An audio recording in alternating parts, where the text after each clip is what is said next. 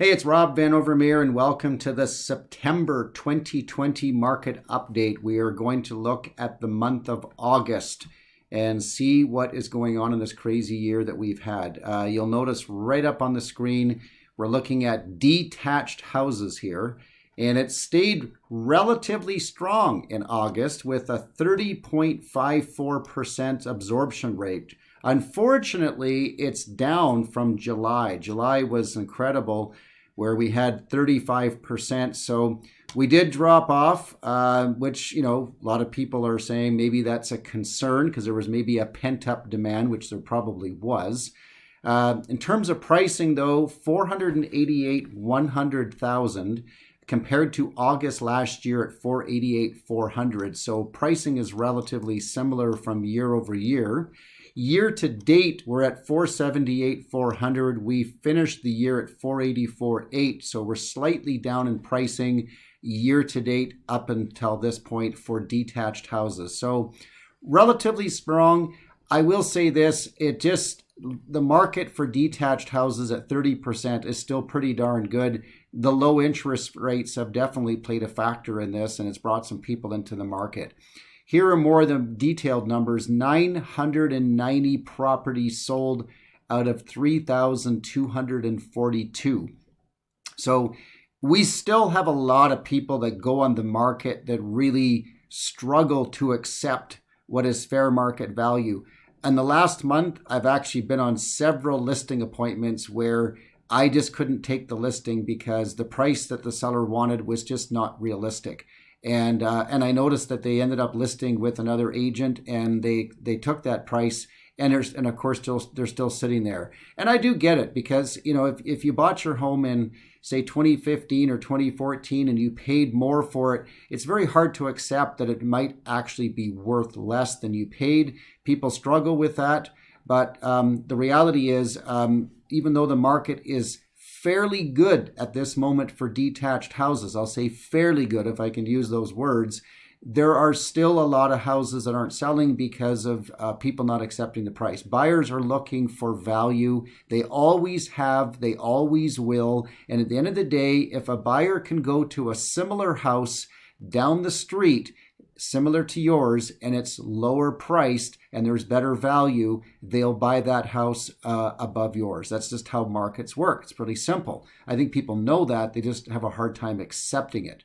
Anyway, average days on market is at 46 days, which is not too bad. Keep in mind, the 46 days are for the properties that have sold. And sometimes these houses have been lowered in price before they sell, and that can sometimes skew the numbers of the 46 days on market, because the best way to describe it is it takes usually up to 46 days if it's priced where it should be.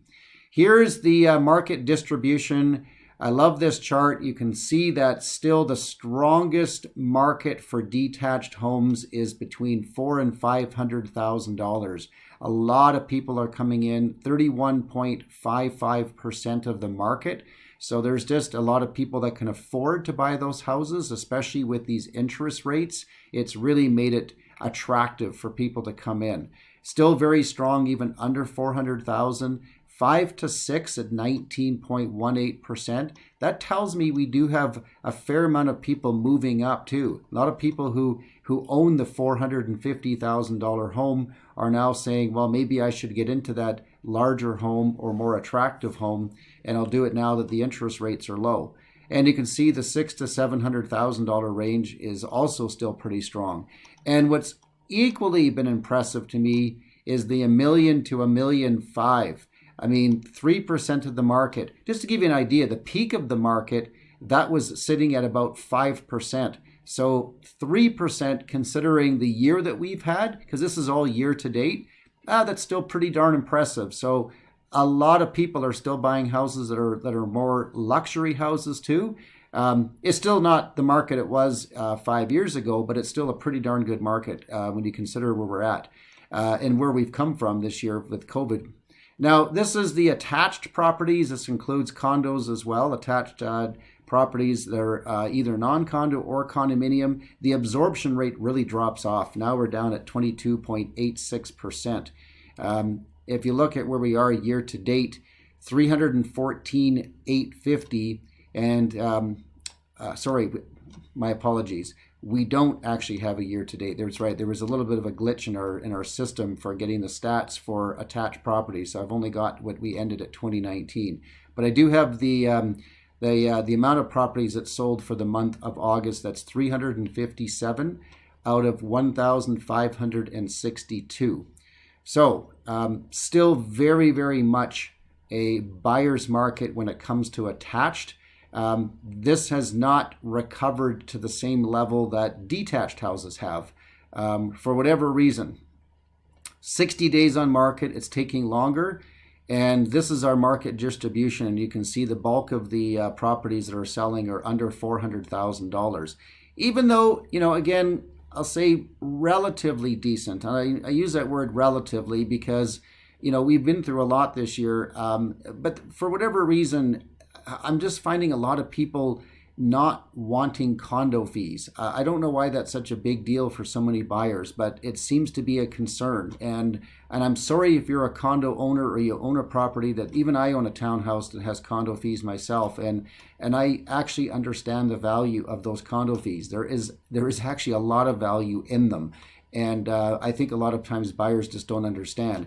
It's frustrating to me sometimes when you have a listing, a really good townhouse condo, and the buyer calls up and says, well, how much are the condo fees? And you tell them that's, it's $300 a month. And they go, okay, thank you. And they hang up the phone. As soon as they hear that, they just think it's a cost with no value, but there is. But anyway, regardless, this is why this market has struggled a little bit, because at this moment, it just seems like there's not as much of a demand for that as there should be. Although, if you look at a lot of these attached properties that are more in the inner city, that still, again, stayed relatively decent, but the prices have still continued to soften when it comes to some of those infills. Now we move into apartment-style condominiums. And I'm sorry to say that, these numbers just don't seem to be getting a whole lot better. We're at 13.43% absorption rate. I'm struggling right now to sell some of these apartment-sized condos. I've got a couple that I've managed to sell in the month of August, but I've also got several. I think I got 4 right now that we've had very, very small amounts of viewings and small amounts of demands. We've even lowered the price a couple of times on some of these condos, which are, very, very attractive. I mean, there's some condos right now that are in the $100,000 to $200,000 range that are really attractive price-wise, and they just don't seem to be moving. I don't have all the answers as to why. That's the stats. That's how it is. 247,100. That is our year to date. So compare that to last year, or at 250,600. Sorry, that's August of this year at 247,100 compared to August of last year. So that's the price difference between the two. The year to date is here, and that's at 243,788. And we finished the year back in December 31st at 249,775. So you can see that the prices have continued to soften. Even with these low interest rates, it hasn't really brought a huge demand into the apartment condo market. It's disappointing, especially if you're a condominium owner. But I will say it is a really good opportunity right now if you're interested in buying a condo. I cannot believe some of the value that you can get out there if you're really willing to look. So 224 out of 1,668 have sold. Not great numbers that many properties have still sat on the market. So like I said, if you're a condo owner, it's a concern.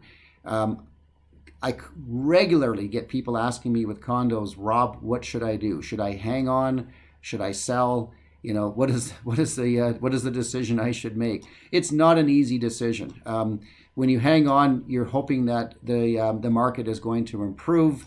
Selling it, often you're selling it at a loss, and that's difficult for some people. I wish I could give you the best answer. I mean, none of us really know what the future is going to bring. I guess if I did, I'd be a multimillionaire. But I can comment on the fact that right now it isn't the best. Even though the interest rates are this low, I think right at this very moment we could use some help in consumer confidence in Alberta.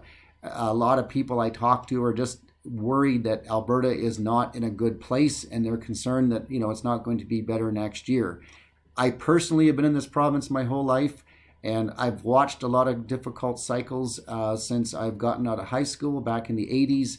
And Alberta always seems to find a way to bounce back one way or another. I don't know how it's going to happen this time, but we have a pretty smart group of people that live in this province, and I have a feeling that we're going to figure some things out. So long term, I think Alberta will be fine. And I think that if you're looking at real estate long term, I also think that you tend to be fine as well. So that may be the best answer I can give you. 61 days on market is what it's taking to sell a condo right now. So as always, I give these market updates every month to help you give a kind of a temperature gauge of where things are at. But always remember that, every product is different. Every community is different. It really is quite amazing when I analyze specific properties in a specific community that can be very different from this chart that you're looking at right now. And it can be better, or it can be a little bit worse. Often it's actually better. So keep that in mind, because you just have to reach out to me if you want to get some additional information. If you're thinking of selling, or you just really want to know what it looks like for your particular property right now, I never mind doing this, even if the decision is not to do anything right now, because I think everybody needs to make or get the right information in order to make a good decision as to whether they want to do something in the short term or whether they want to do something more in the long term. So I hope that was very helpful, and we'll see you again coming up next.